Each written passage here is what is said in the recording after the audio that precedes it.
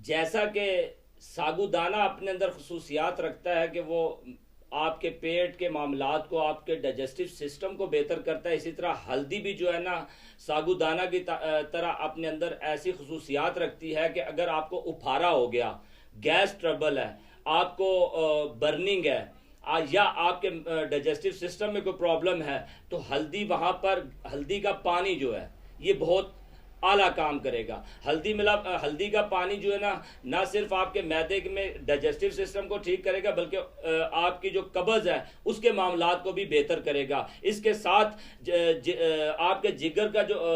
के साथ जो सुफरा आपका चलता है, वो उसको चलाने में इसका अहम किरदार है।